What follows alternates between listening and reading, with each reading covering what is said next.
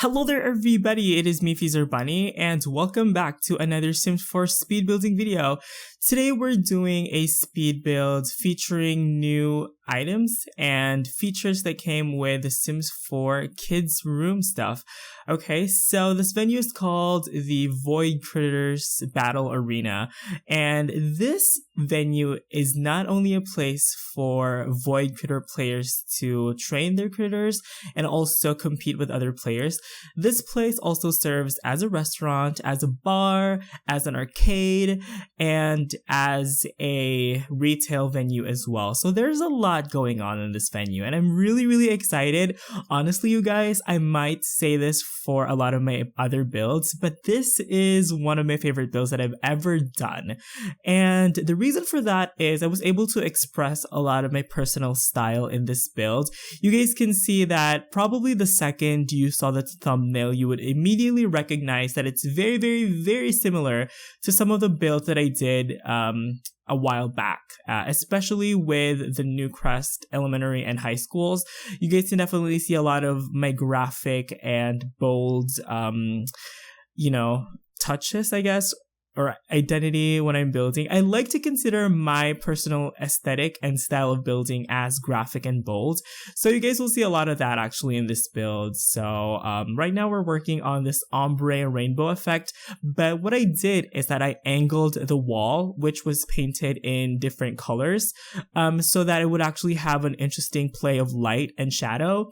It's very interesting. It brings a whole nother dimension to this building. Actually looks really great.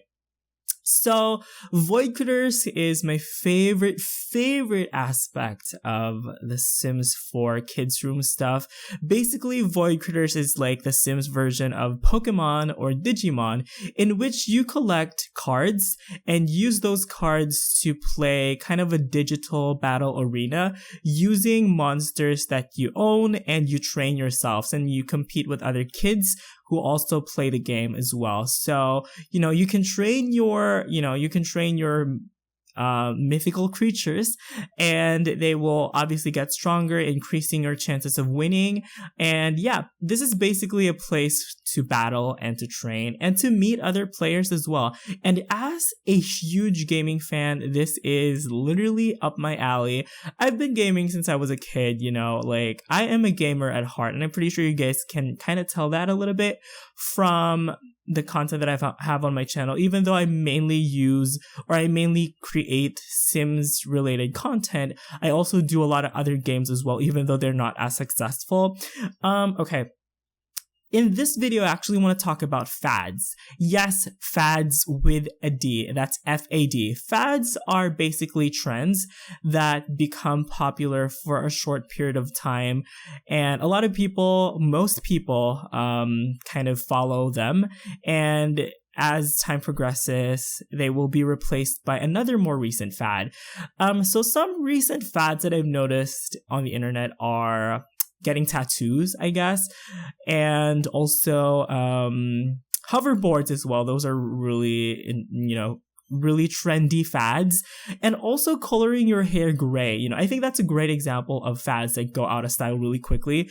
Like a couple of years ago, or maybe even last year, we saw a lot of people on the internet coloring their hair white. We had, Tyler Oakley and other, vloggers on YouTube. And then right now, everyone else kind of went back to their original hair color or has a different hair color, So fads don't really last that long, but they make a huge impact on pop culture and on our society. So I want to talk about fads in this video because Pokemon, of course, is a huge fad way back in the late 1990s. So, I feel like that would be a relevant topic of conversation. So before I proceed with telling you guys all about the fads that I participated in as a child, I want you guys to let me know in the comments below which fads happened in your country and which ones did you participate in as a child. Did you wear bell bottoms? Did you collect Pokemon or whatever? And, just let me know in the comments below. I'm really interested to hear what you guys have to say, and maybe we'll have something to talk about in the comments. I do reply to most of the comments that I receive, so please let me know. I'm really curious, okay? So, okay, so most of you guys know that I live in the Philippines, okay?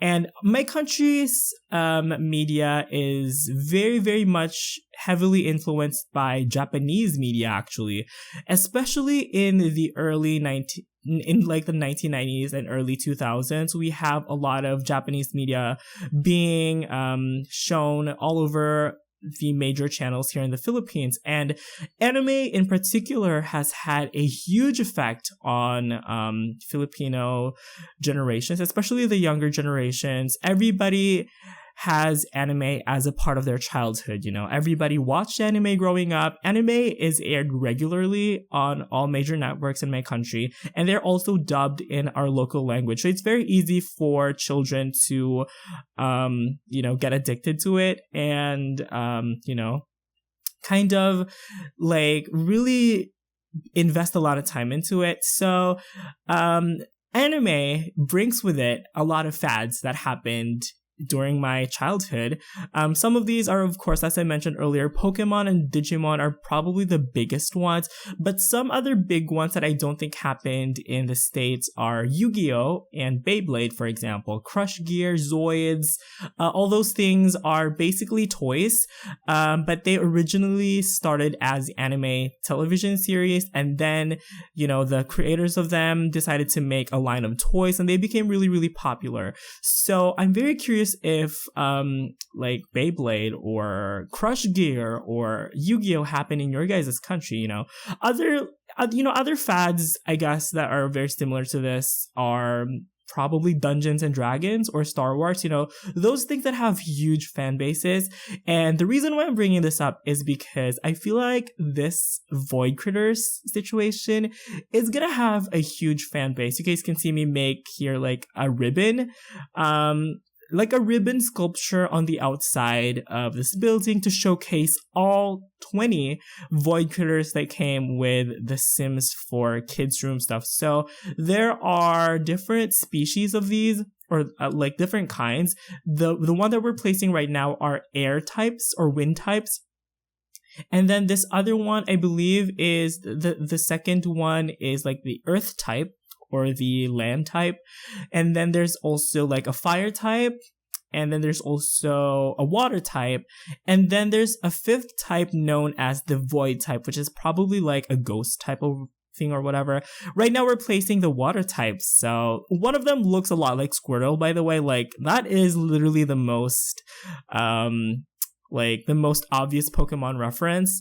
Other than the fact that you collect these and, use them to battle and stuff like that. So anyway, when I was a kid, I used to collect everything, literally, like whatever went into a fad. Like I would literally hop into it and buy as many of it as I can.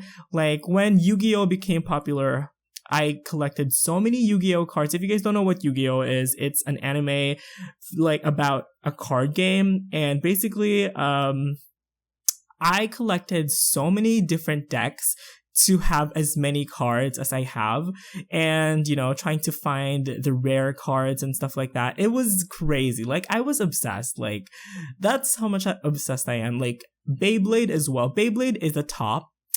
I don't know what another word for a top is, but a top is like a toy that you spin around. I'm explaining this because I'm assuming some of you guys don't know what those are, but that's a top. So basically, Beyblade was also an anime, and they released a series of tops as well that are identical to the ones featured in the anime. And I collected dozens and dozens and dozens of Beyblades actually, and I fought with them with my brother in tournaments and things like that. It was crazy. So you guys can clearly see how excited I am for this one because I can relate. I am that boy who just watches anime all day and collects whatever. I guess I'm a geek and I'm proud of it, That's basically it. I literally have no social life in school. I had very little friends. Most of my friends were pretty much gamers or whatever, and they collected the same things that I did. So yeah. So I'm very curious as to what fads were popular in your guys' country, let me know in the comments below. Like, you know what? Okay, so I think Zoids became really popular in the States, actually. So Zoids are like robot dinosaurs, and they are actually really expensive. They're very expensive, but I had literally like dozens of them because I would not stop asking my parents for Zoids, and they bought me a lot of them. You know, I would get like one for my birthday, I would get one for Christmas, and it would literally make my year, you know. Me and my brother were competing to see how many we can get, like which one had more and which one had a more powerful one and stuff like that. It's remembering my childhood and sharing it with you guys feels amazing, by the way. So yeah. The ombre thing also carries on into the back of this building as well. You guys just saw me build it there. And yeah, it's very, very modern. You guys can see that the architecture of this is very similar to the Newcrest Elementary School in particular. Even the color scheme is very similar. But this is a completely original build. And other than like the color scheme and stuff like that, this building has a character of its own. You know, you can clearly see that it is dedicated to all things void creatures or void critters. So yeah. Right now, we're building the actual battle arena itself. I tried experimenting with some rug patterns that we have.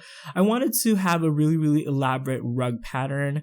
So I tried some that came with spooky stuff, and it just wasn't working for me. I felt like there was a lot going on. So I did settle for this geometric, kind of retro looking rug that came with, I'm going to say Dine Out. And we use these aquariums from Dine Out quite a lot as well. The color that I use here in this particular room is purple because I feel like purple is a very... I feel like it's a very universe color. You guys know, like, when you think of the universe, you would think that it's color purple, right? Or like a galaxy kind of color. That's kind of that's the atmosphere that I wanted to have here in this room. I wanted to have that kind of universe, galaxy type of atmosphere. So I chose purple as the main color on the walls and also accented it with some blue tiles. Those blue tiles are going to be featured quite a lot in this build actually because I just really like the texture of them. And even though they're probably intended to be placed on a bathroom, I feel like they work just as well in rooms that are not bathrooms. So yeah, most of the couches in this build are actually colored yellow because I feel like yellow really stands out. You know, it really kind of, it's very visible and, you know, like I really like it. I like the contrast of the colors, you know, because each color that I use in this color palette for this build in particular is so different from the others. Like, you can clearly see that all the different colors stand out against each other, but somehow they work together harmoniously. I don't know how I pulled it off, but I think that's just how I do my builds, you know? Like, I think that's just my style. I'm able to work with color, and even though a lot of people think it's really tacky to have so many different colors all together, I really like the look of it. Because I know that some people prefer like more minimalistic stuff, and I'm all for that, you know, I'm all for like woods and whites and blacks, but I guess my personal style is just really, really colorful, so yeah. And this is the second floor. It's basically just an open to below area where we have some additional void critter stations. I forgot what these are called, void critter arenas. I'm gonna call them void critter stations because when I say arena, I refer to this whole entire building. And that area, by the way, in the middle of the arena is supposed to be where like the main battle takes place. Like, if there's a competition between two players, the battle would take place on this really, really sick, awesome arena in the middle of everything. It's a glass floor. It's actually a dance floor, but I you know, it's pretty dope. You know, imagine League of Legends or Dota spring, winter, summer, autumn tournament, and imagine the stage of it. Oh my gosh, I'm sounding like a total geek. You know what? I'm bringing that up because the Dota spring tournament just finished successfully here in the Philippines. Manila Major was a big event. Like, a lot of people tune into it, and my brother in particular hogged the internet for live streams. So, just to watch the Manila Major, even though that place where the venue for it took place like 2 miles from us, but he didn't go because he had school or whatever. I don't know. But yeah, like, you guys can tell that, I live in a country where most of the population is under the age of 20. So pop culture things like this one are definitely very, very relevant to our society. Like, there's a lot of children, there's a lot of young professionals and things like that. So yeah. This is where it gets interesting. We're beginning to build the restaurant area, and the restaurant's actually quite large. It occupies this entire block of the building, and it is on 2 floors, even though most of the second floor is open to below. But there will be a glitch here somewhere as we move forward and actually furnish more of the restaurant. We will be seeing a glitch with the floor, and that glitch kind of prevents me from placing any items on the floor itself. So I did had to edit that out. I didn't want to edit anything out from this video, but that glitch in particular was just so disruptive that it took me quite a while to figure out how to fix it. It was only my second time to experience this glitch. The first time I experienced it was when I was speed building the Windenburg Cathedral, like, last year, and I wasn't able to solve it then. You guys can see it now. Like, you guys can see the floor flickering a little bit, and you guys can kind of see it flicker and stuff. Eventually I did fix it, I think. I think at this point I was able to fix it, and in the end I kind of figured out that it was because of the rug that I was using. I don't know why. I don't know why that rug was causing it. But that blue rug that I'm assuming came with Dine Out, every time I placed it there, it was kind of the cause of the glitch. You guys will see me once again place that rug in. Because at this point I thought that I was able to fix the problem already. But no, I wasn't able to fix the problem. So just painting in the walls here. Each zone has its own different color. So yeah, like so you guys can see me replace the floor with wooden floors instead of that blue rug, see? Because that blue rug kind of prevented me from placing some items here. So I don't know, that needs to be fixed. I feel like that is a clash with another like maybe a new version of the game or something. I don't know. I really don't know how. But yeah, that's a weird glitch that some of you guys might experience. So just make sure that you try to change other floor patterns and textures and things just to test it out. So yeah, like I was saying, the color scheme for this dining restaurant area is red and blue. I don't know why. But according to, you guys know that I'm an architect. I'm studying to become an architect. And in my psychology class in my color rendering class specifically, we were taught that red is a very successful color scheme to use, especially in dining establishments. Like a lot of food places like KFC or McDonald's have red as their color scheme, and that's because red is a color that makes people hungry or makes people more enticed to eat. So that is some psychology for you guys. And I feel like blue kind of matches with the rest of the color scheme. One thing that I really like about this particular restaurant area is the seating, especially the L-shaped booth seating you guys can see on the sides facing the window. It's a very unusual seating arrangement, but I really, really like it because I don't know why I really like it, but it's just very different from your normal restaurant seating, and I really, really am super happy with it. Placing in some lights here to illuminate the alcoves. I just call them alcoves. Alcove is like a fancy name for these kind of feature walls. Yeah, it's a feature wall. But yeah, upstairs we will actually be placing in some what are these called? Decals. We're going to be placing some decals that came with kids room stuff, and I really like this. You guys will see this as a continuing theme, specifically for the restaurant area and for the kind of souvenir shop area. I will be placing a lot of these robot decals, and each one of them is different, you guys. So each one is either a different pose or a different color. So I made sure not to duplicate these robot decals, so you guys can see that they are slightly different from each other, but you know, they're also pretty cohesive, I guess. I really like them, so I wanted to make sure to feature them very prominently in this build as well.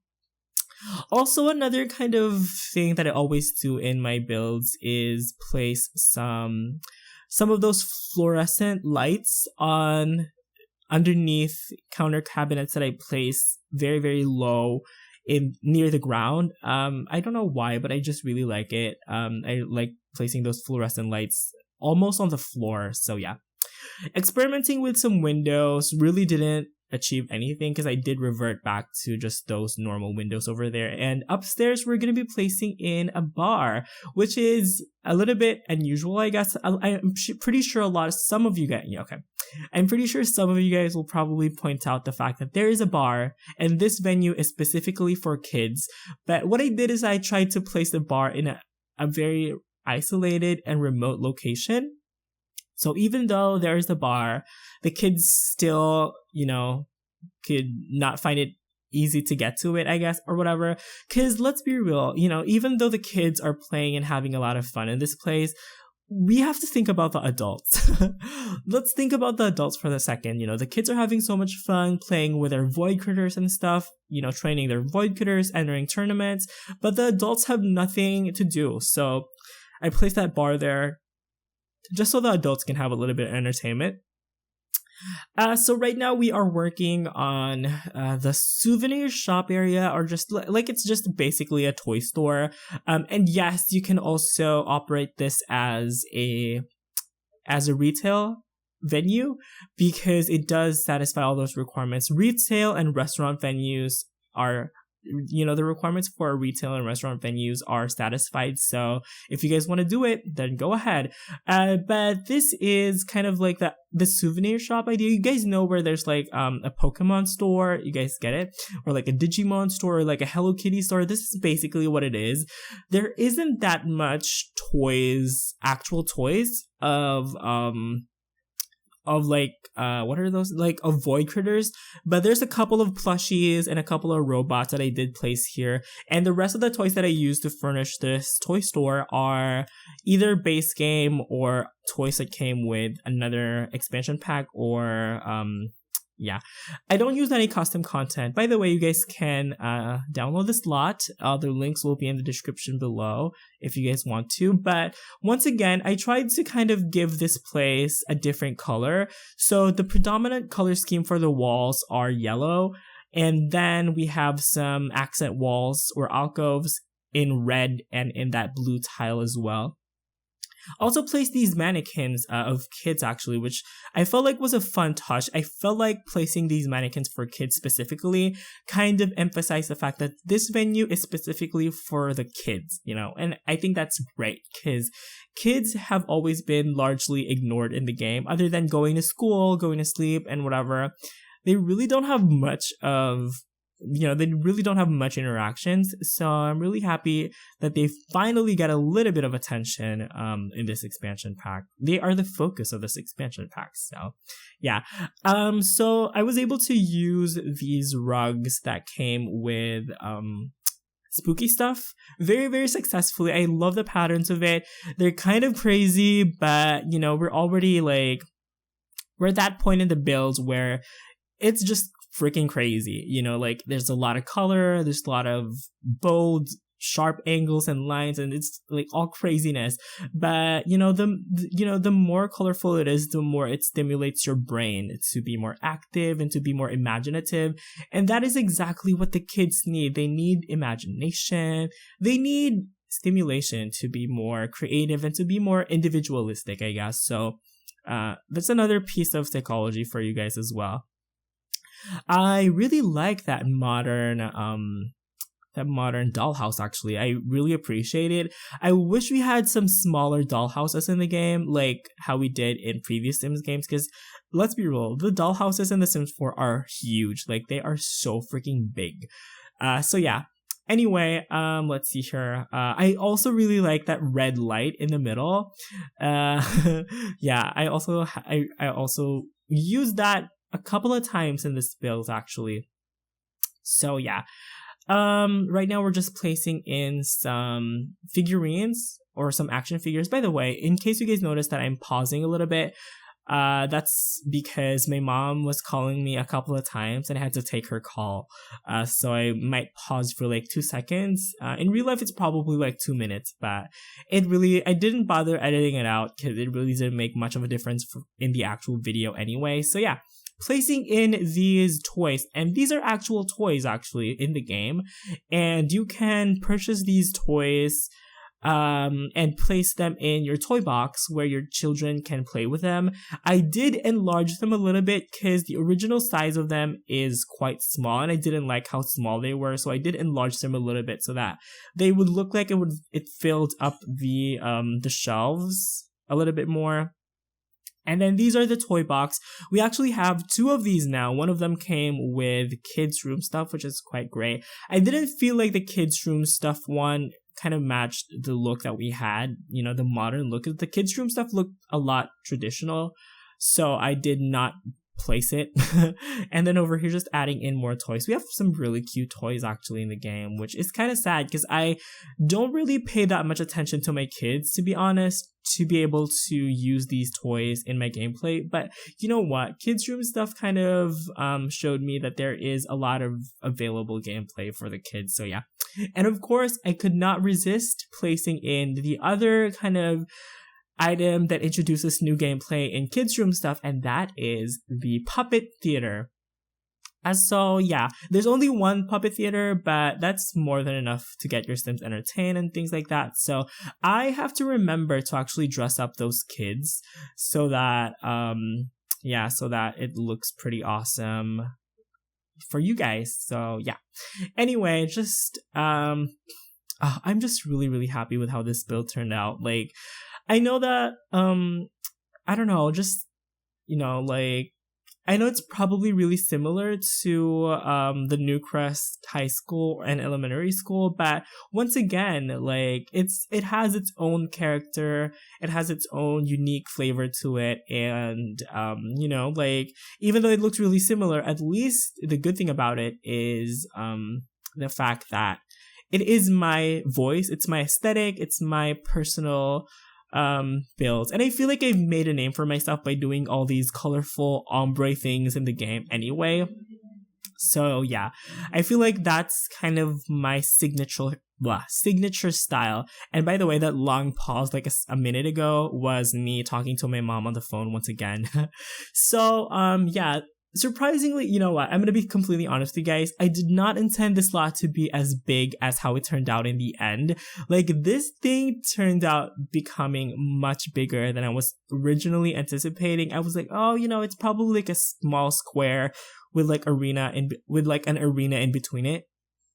But like, you know, towards the end, I realized that, holy crap, this place is huge. We have so much space that I need to fill in. And, you know what? I was able to use many items that I would not have normally used in building, such as the, arcade gaming systems that came with, Get Together.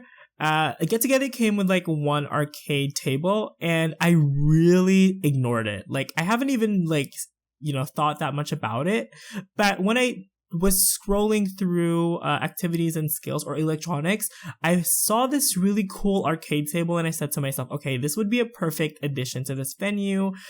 Speaking of get together content, you guys can also make this venue into a club venue.